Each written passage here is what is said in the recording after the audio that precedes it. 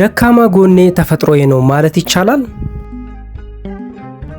ብዙ ሰዎች ለምን ቀልድ፣ መለፍለፍ፣ ጭፈራ እንደሚያበዙ አሊያም ደግሞ ሱሰኞች፣ ፋሽን ተከታዮች፣ ቁጦች፣ ያለ ልክ ተናጋሪዎች፣ ዘማዊያን እንደሚሆኑ ሲጠየቁ ተፈጥሮዬ ሆኖብኝ ነው የተለመደ መልሳቸው ነው።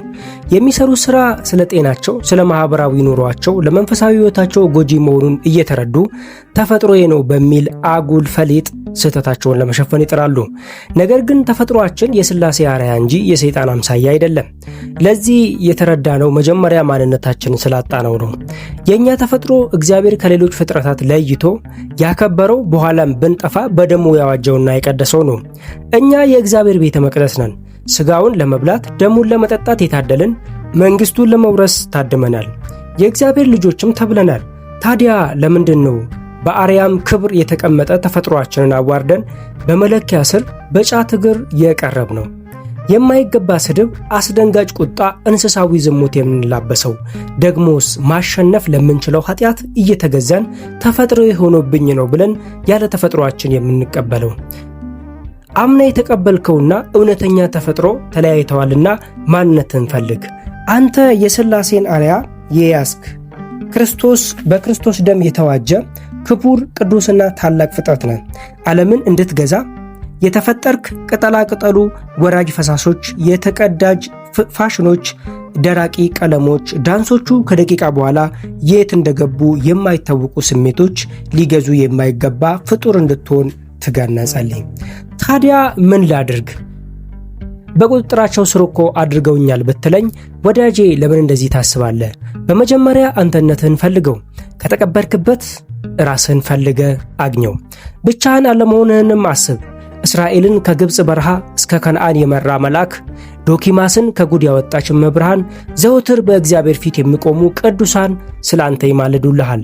አሁንም ያለበትን ዲያብሎስ ያከናነበህን አንተም ሳትሆን ተፈጥሮዬ ነው ብለህ የተቀበልከውን እኩይ ክፉ ምግባርን የተላበሰ ሕይወት ለመለወጥ ቁረጥ። አትወላውል፣ ኃጢአትን አታጣጥመው። እስኪ ልብ ብለህ ተመልከት። የዕድሜውን አብዛኛውን ክፍል በኃጢአት ጨርሰው ወደ ገሃነም በመውረድ ዘላለማዊ ሕይወት መበላሸቱ ሊወጣበት ከማይችለው ወጥመድ መግባቱ እኮ ነው። ታዲያ እኔ አሁን መለወጥ እችላለሁ ብትለኝ፣ አዎ በደንብ መለወጥ ትችላለህ። ከአንጀት ካለቀሱ እንባ አይገድም ይባል የለ? ብዙ ሰዎች እኮ ከማይረባ ልማድና ከሱስ የተለወጠ ሕይወታቸውን እየወለወጡ በህሊና ታድሶ ለቅድስና በክተዋል።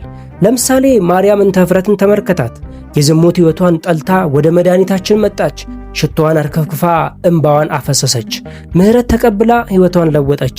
ከቅዱሳን አንስት ተቆጥራ የማይቀሟትን በጎ ዕድል መረጠች ተባለላት። ሙሴ ጸሌምን አይተኸዋል? አምልኮተ እግዚአብሔር የሌለው የአካባቢውን ሕዝብ ሁሉ ያስቸገረ ሰው ነበረ። በኋላ ግን በመነኮሳት ሕይወት ተስቦ ወደ ገዳም በመግባት ሕይወቱን ለወጠ። በትሕትናውና በደግነቱ እስኪደነቅ ድረስ በመጨረሻም በሰማዕትነት አረፈ። ዛሬ በቅድስት ቤተ ክርስቲያን ሰኔ 24 ቀን በየዓመቱ ባህሉ ይታሰብለታል። እነዚህ ብቻ አይደሉም። ማርያም ግብፃዊትን ተመልከታት። ከልጅነቷ ጀምራ ዘማዊ ነበረች። ነገር ግን በኋላ ዘመን ንስሐ ገብታ በገዳመ ዮርዳኖስ በምናኔ ኑሮዋን አሳልፋለች። ያቺ ዘማዊት ሴት የጾም የተጋድሎ ሰው ሆናለች። መጀመሪያ ራሷን በኋላም ዲያብሎስን አሸንፋለች። ዛሬ በስሟ ታላቅ ገዳም ታንጾላታል። ሚያዝያ 6 ቀን መታሰቢያ በዓሏ ይደረጋል። ፋታዊ ዘየማንን አስታወስከው? ዕድሜውን በዘረፋ በሽፍትነት የፈጸመ ሰው ነበረ። ነገር ግን በመጨረሻዋ ሰዓት ወደ ልቡ ተመለሰ። ኃጢአተኝነቱን አመነ። ስለዚህም ስርየተ ኃጢአትና ሰማያዊ መንግሥት ከጌታ ለመነ። እነሆ ዛሬ ከነ አብርሃም፣ ከነ ይስሐቅ፣ ከነ ያዕቆብ ጋር በበጎነት ይኖራል። አሁንም ተስፋ አትቁረጥ። እንግዲህ ለንስሐ ተስፋ የለኝም፣ አርጅቻለሁ፣ ዋጋም የለኝም፣ ጊዜ ያልቋል እያልክ ራስን የበለጠ አትግደለው። ከላይ እንደተጠቀሱት ቅዱሳን ቁረጥና ወደ እግዚአብሔር ቅረብ። ያ የተዋሃደ መጥፎ ጠባይ እምቢ ብሎ ቢያስቸግር እንኳን አንድ ቀን ማሸነፍ አይቀርም። ዘወትር የምትንጠባጠብ የውሃ ጠብታ አለትን ተሰብራለች።